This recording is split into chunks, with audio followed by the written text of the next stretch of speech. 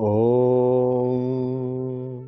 सच्चिदानन्दरूपाय विश्वोत्पत्त्यादिहेतवे तापत्रयविनाशाय श्रीकृष्णाय वयं नुमः। श्रीकृष्णाय वयं नुमः। भक्तवांछा कल्पतरु शरणागत वत्सल भक्त वत्सल भगवान श्री कृष्ण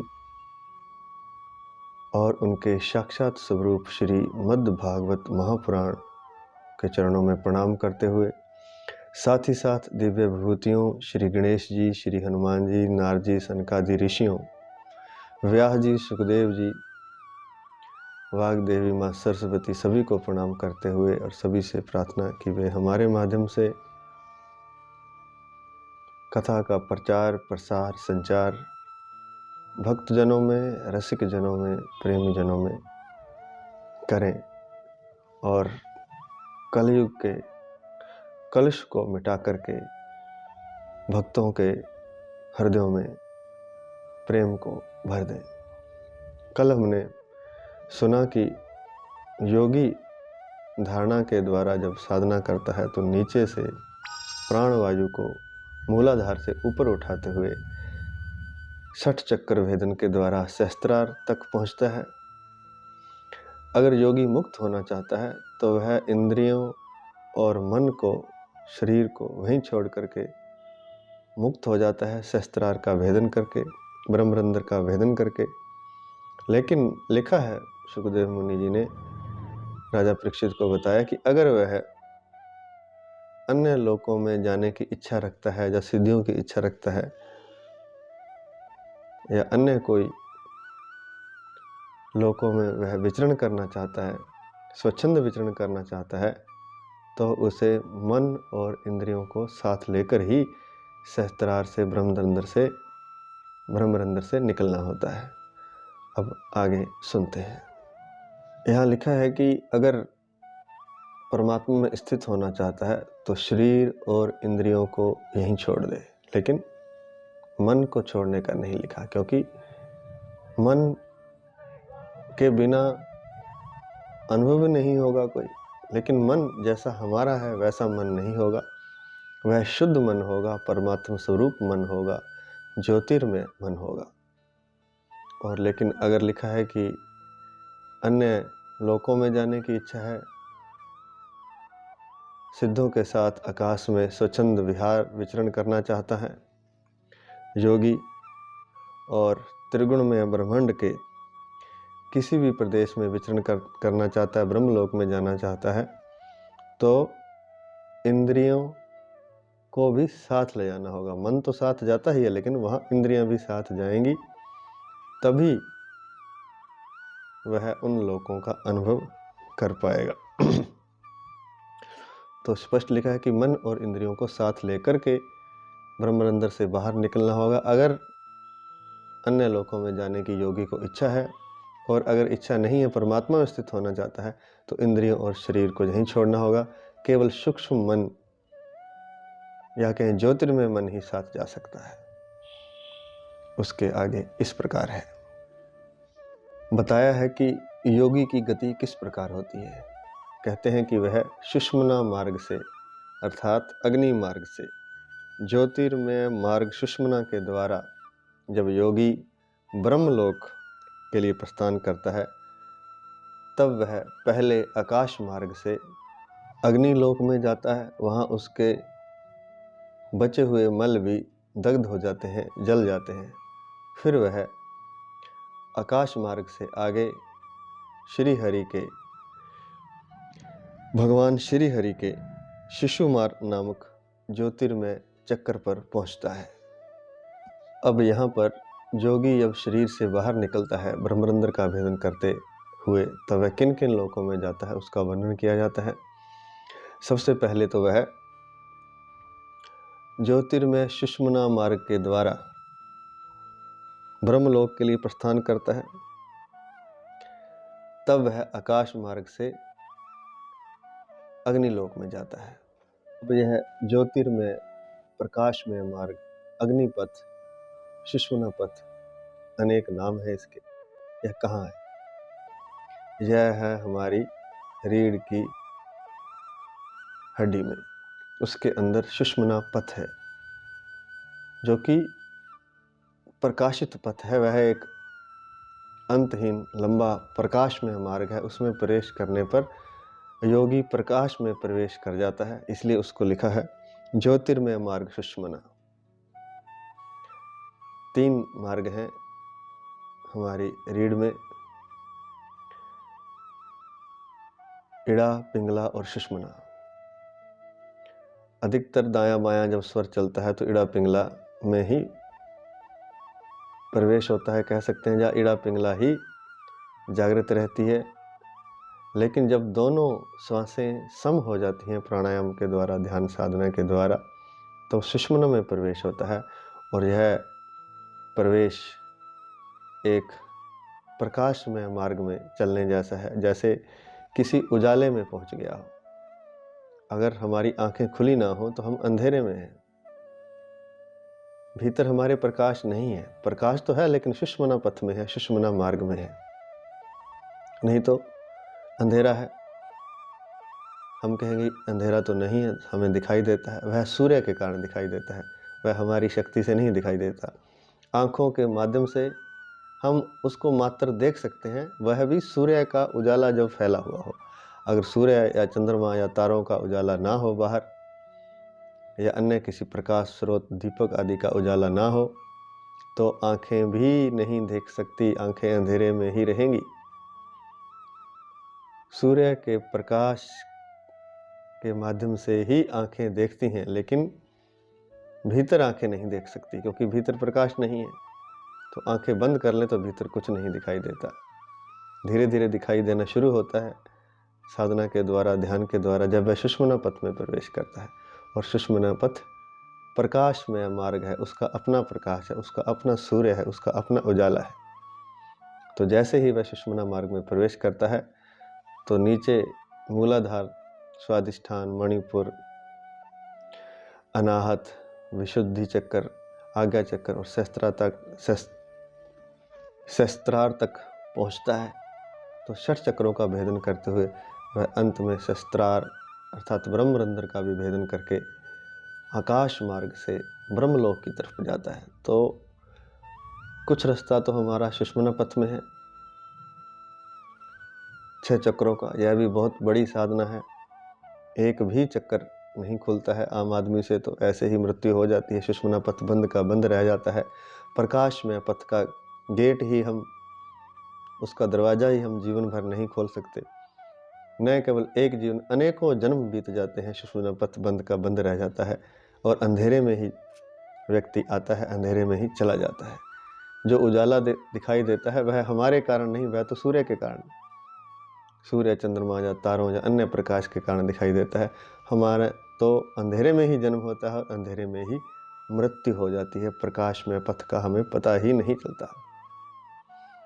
तो उस प्रकाश में पथ में प्रवेश करने के लिए सुषुम्ना में प्रवेश करना होता है। और वह होता है सांसों के द्वारा, प्राणों के सांसों के सम हो जाने से, साधना के द्वारा, ध्यान के द्वारा, आंखें बंद करके जप आदि के द्वारा धीरे धीरे उसे भीतर उस प्रकाश का अनुभव होता है। और फिर धीरे धीरे वह ऊपर की तरफ गति करता हुआ 6 चक्र भेदन करता हुआ, यह आनंददायक यात्रा है, यह प्रकाश की यात्रा है। जैसे कोई हवा पर सवार होकर, जैसे कोई लहरों पर सवार होकर कश्ती चलती हो, या हवा पर सवार होकर पक्षी चलता हो। यह आनंदमयी प्रकाशमयी यात्रा है। तो ब्रह्मरंध्र का भेदन करके वह ब्रह्मलोक में जब जाता है आकाश मार्ग से होता हुआ, तो पहले उसे वहां अग्निलोक मिलता है। वह अग्निलोक में प्रवेश करता है। उस अग्निलोक में उसके जले बचे हुए मल भी जल जाते हैं, अर्थात जो कुछ उसके कर्मों का बंधन या कर्मों के कारण उसके कुछ दोष शेष होते हैं, वह भी उस अग्निलोक में समाप्त हो जाते हैं। जब उसके बचे खुचे मल भी दग्ध हो जाते हैं, जल जाते हैं, वह पूर्णतः शुद्ध हो जाता है, तब वह भगवान श्री हरि के शिशुमार नामक ज्योतिर्मय चक्कर पर पहुंचता है। तो उसके ऊपर एक और सुषुम्ना पथ प्रकाशमय मार्ग के ऊपर एक और ज्योतिर्मय चक्र है, जो भगवान श्री हरि का शिशुमार चक्र भी उसे कहते हैं, ज्योतिर्मय चक्र कहते हैं। भगवान विष्णु का यह शिशुमार चक्र विश्व ब्रह्मांड के भ्रमण का केंद्र है, अर्थात इसी केंद्र के चारों ओर पूरा ब्रह्मांड घूमता है। जब भगवान ने एक केंद्र बनाया हुआ है, यह भगवान श्री हरि का जो शिशुमार चक्र है पूरे ब्रह्मांड का केंद्र है। इसके चारों ओर पूरा ब्रह्मांड, पूरा विश्व ब्रह्मांड भ्रमण करता है और इसका अतिक्रमण करके योगी अत्यंत सूक्ष्म एवं निर्मल शरीर से अकेला ही वह महरलोक में चला जाता है। यह एक अन्य लोक है जो शिशुमार चक्र को अतिक्रमण करके, उसका भेदन करके उसके पार पहुंचता है महरलोक में। महरलोक में ब्रह्मवेत्ता देवता निवास करते हैं। जो ब्रह्म को जानते हैं वह देवता कल्प पर्यंत निवास करते हैं, अर्थात यह भी स्थायी नहीं है, हमेशा के लिए नहीं है, लेकिन मनुष्य जीवन के हिसाब से बहुत बड़ा है। कल्प पर्यंत, एक कल्प कितने का होता है? ब्रह्मा जी का एक दिन एक कल्प के बराबर होता है और यह होता है 1000 चतुर्युगी के बराबर। 1000 चतुर्युगी से तात्पर्य एक चतुर्युगी में सतयुग, त्रेता, द्वापर और कलयुग 4 युग बीत जाते हैं। तो ऐसी जब 1000 चतुर्युगी बीत जाती है तब एक कल्प होता है। तो इसमें प्रवेश करने पर जो ब्रह्मवेत्ता देवता हैं वे एक कल्प तक निवास करते हैं, कल्प पर्यंत जीवित रहते हैं। अब अगर गणना की जाए तो कलयुग की आयु है 4,32,000 साल और इससे दुगनी 8,64,000 साल। द्वापर की इससे दुगनी, त्रेता की उससे दुगनी, सत्ययुग की तो यह करीब 28-30 लाख साल वर्ष बनता है।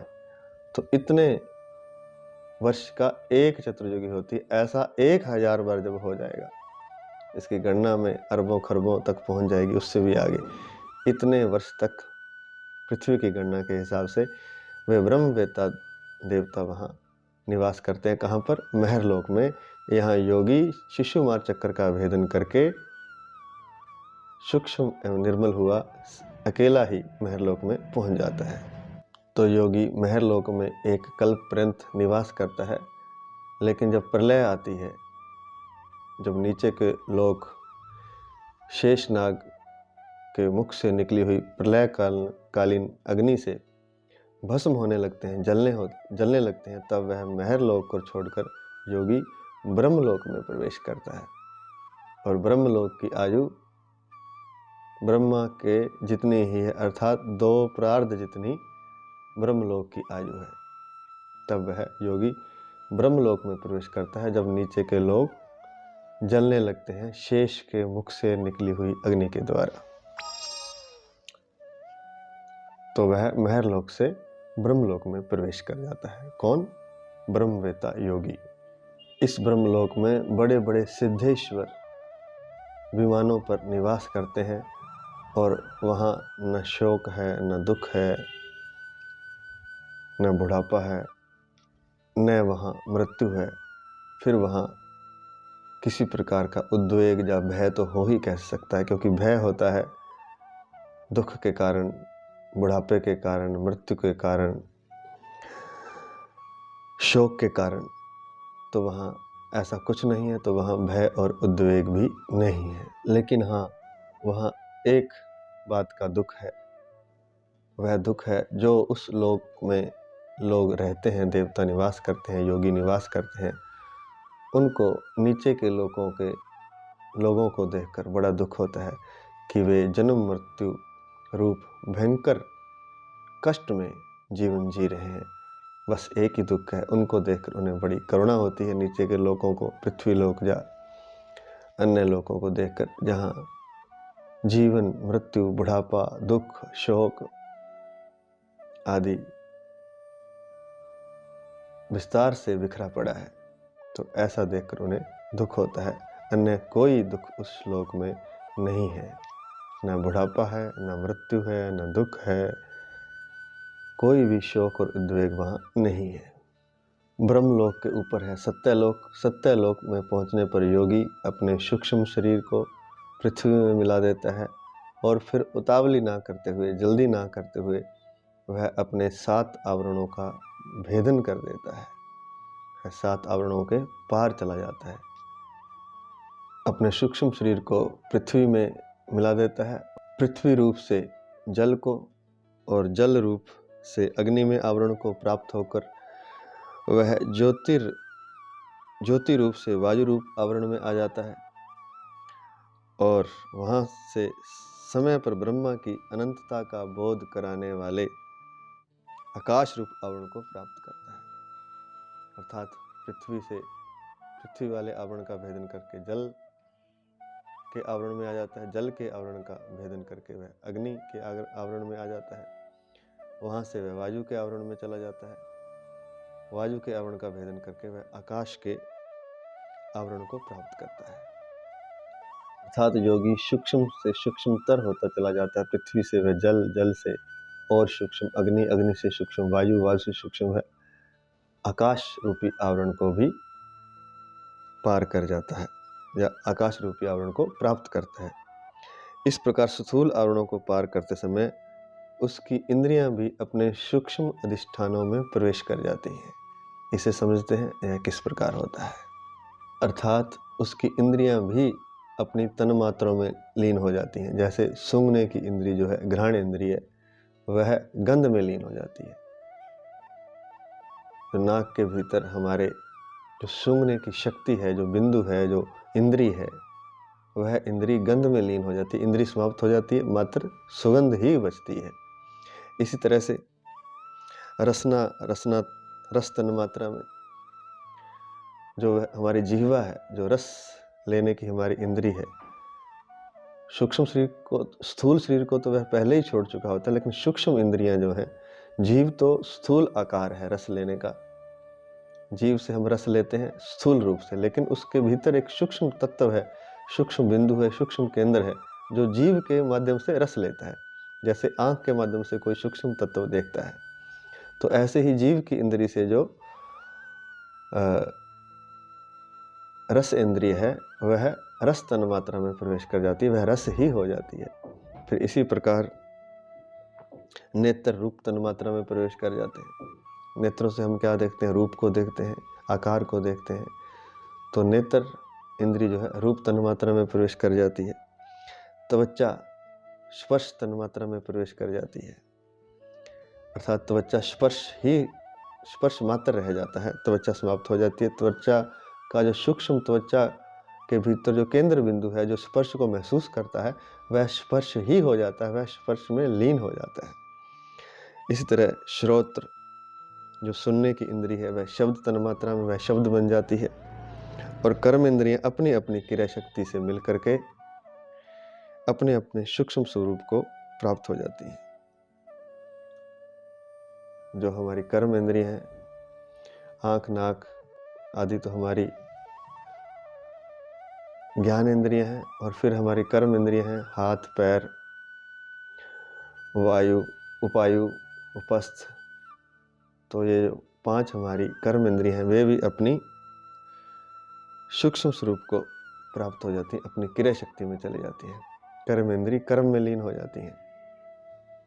इस प्रकार योगी पंचभूतों के स्थूल सूक्ष्म आवरणों को पार करके अहंकार में पहुंचता है। अब अहंकार जो है वह अति सूक्ष्म है।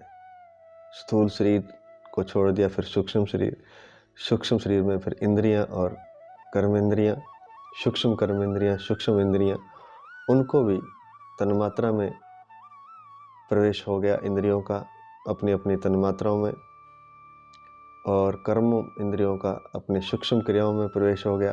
तो कर्म इंद्रियां भी समाप्त हो गई और ज्ञान इंद्रियां भी समाप्त हो गई। लेकिन अहंकार इतना सूक्ष्म है कि वह अभी भी बचा रहता है। फिर योगी अहंकार में प्रवेश करता है। वहाँ सूक्ष्म भूतों को तामस अहंकार में और इंद्रियों को राजस अहंकार में तथा मन और इंद्रियों के अधिष्ठाता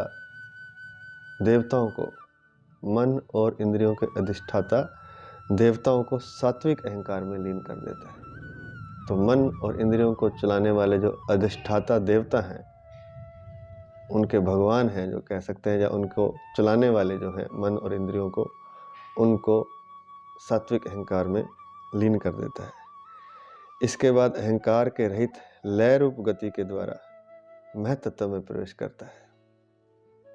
इसके बाद क्या होता है? अहंकार से रहित होकर के लय रूप गति के द्वारा वह महतत्व में प्रवेश करता है। और महतत्व में प्रवेश होने के पश्चात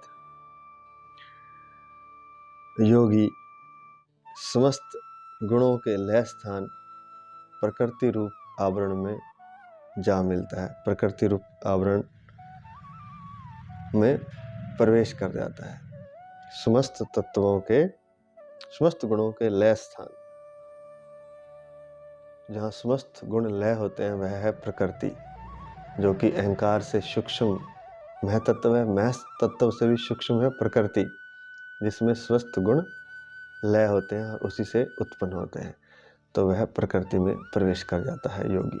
सुखदेव जी कहते हैं कि हे परीक्षित, महाप्रलय के समय उस प्रकृति रूप आवरण का भी लय हो जाता है। महाप्रलय के समय प्रकृति रूप आवरण का भी लय हो जाने पर वह योगी स्वयं आनंद स्वरूप होकर के अपने उस निरावरण रूप से आनंद स्वरूप शांत परमात्मा को प्राप्त हो जाता है। तो सारे आवरण वहाँ समाप्त हो जाते हैं। महाप्रलय में प्रकृति का भी लय हो जाता है।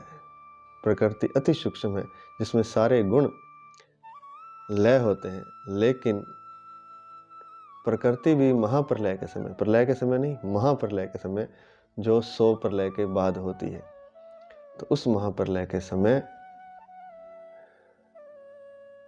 योगी आनंद स्वरूप होकर के उस निरावरण रूप से आनंद स्वरूप शांत परमात्मा को प्राप्त हो जाता है। तो फिर योगी स्वयं आनंद स्वरूप हो जाता है और वह निरा आवरण रूप शांत परमात्मा में लीन हो जाता है, जहाँ कोई आवरण नहीं बचता, केवल परमात्मा बचता है। परमात्मा के सारे आवरण वहाँ समाप्त हो जाते हैं। शुद्ध शांत परमात्मा बचता है, आनंद स्वरूप परमात्मा बचता है, और उसमें वह आनंद स्वरूप योगी प्रवेश कर जाता है, अर्थात आनंद स्वरूप परमात्म रूप ही हो जाता है। या कहें आनंद रूप ही हो जाता है। बस केवल आनंद मात्र बचता है, आनंद रूप बचता है, जो कि परमात्मा रूप है। सुखदेव मुनि कहते हैं कि हे राजा परीक्षित, जिससे इस भगवनमयी स्थिति की प्राप्ति हो जाती है, उसे फिर वापस शरीर में नहीं आना पड़ता, वह जन्म मृत्यु के चक्कर से मुक्त हो जाता है, उसे इस संसार में फिर नहीं आना पड़ता। तो कहते हैं कि परीक्षित, जो तुमने पूछा था, मैंने उसका वेदोक्त रीति और विधि से उत्तर दे दिया है। तो राजा परीक्षित को सुखदेव मुनि कहते हैं कि मैंने जो तुमने पूछा था, उसका उत्तर मैंने वेदोक्त द्विविध सनातन मार्ग सद्य मुक्ति और कर्म मुक्ति का तुमसे वर्णन किया। तो 2 तरह के मार्ग बताए गए। सद्य मुक्ति जो तुरंत होती है भक्ति के द्वारा, धारणा के द्वारा, और एक क्रम मुक्ति होती है जो धीरे धीरे पहले एक लोक में फिर दूसरे लोक में, पहले सुषुम्ना पद से ऊपर उठता है, ब्रह्मरंध्र का भेदन होता है, फिर आकाश मार्ग से महरलोक में जाता है, वहाँ से ब्रह्मलोक, इस तरह से क्रम से वह आगे बढ़ता है और अंत में अहंकार और महतत्व और प्रकृति को पार करता हुआ आनंद स्वरूप होकर के आनंद में शांत परमात्मा में लीन हो जाता है। यह है क्रम मुक्ति, अर्थात क्रम से। यह लाखों अरबों साल की यात्रा है और इसे साधक सीधा भी कर सकता है जब वह भक्ति से करता है। भक्ति से जब वह प्रवेश करता है तो वह सद्य मुक्ति होती है, जब भगवान की धारणा से, जब भगवान के प्रेम में पड़ जाता है, जैसा कि ब्रह्मा जी ने किया था। भगवान के शरीर के अंगों की धारणा की और उन्हें सब कुछ याद आ गया। हम भी तो परमात्मा के अंश हैं, हम बस भूल गए हैं, हम हैं तो शांत आनंद स्वरूप परमात्मा ही। लेकिन विस्मरण हो गया है। वह विस्मरण क्रम से भी आएगा तो धीरे धीरे लाखों करोड़ों वर्षों में आएगा, और अचानक भी आ सकता है वह स्मरण, जैसे ब्रह्मा जी को आ गया भगवान की धारणा के द्वारा, भगवान के शरीर के, भगवान के शरीर के अंगों की धारणा से। तो कहते हैं सुखदेव मुनि कि हे राजा परीक्षित, मैंने दोनों मार्गों का, जो कि सनातन द्विविध मार्ग है, कर्म मुक्ति और सद्य मुक्ति, उसका मैंने वेदोक्त विधि से तुम्हें बता दिया है। कहते हैं कि जब ब्रह्मा जी ने पहले भगवान वासुदेव की आराधना करके उनसे जो प्रश्न पूछा था, तो उस प्रश्न के उत्तर में भगवान वासुदेव ने इन्हीं दोनों मार्गों की बात की थी, कर्म मुक्ति और सद्यो मुक्ति। आज इतना ही। हरि शरणम, हरि शरणम, हरि शरणम। हे नाथ, मैं आपको भूलूं नहीं, एक क्षण भी आपका विस्मरण ना हो, आपकी याद निरंतर बनी रहे, ऐसी कृपा करें। मेरे प्रयास से तनिक भी नहीं होगा, कुछ भी नहीं होगा, क्योंकि मैं तो काम, क्रोध, लोभ, मोह, ईर्ष्या, द्वेष का भांड हूँ, बर्तन हूँ। मेरे करने से ना होगा। आप कृपा करें, अपनी याद बनाए रखें। आप याद दिलाएंगे तभी तो जीव को, तभी तो भक्त को, तभी तो मनुष्य को आपकी याद आती है। अगर आप याद नहीं दिलाते तो लाखों करोड़ों जन्मों तक इस भव बंधन में, जन्म मृत्यु के चक्कर में जीव भटकता रहता है। इसलिए कृपा करें, आपका विस्मरण ना हो। हे नाथ, मैं आपको भूलूं नहीं, ऐसी कृपा करें। जय श्री कृष्ण।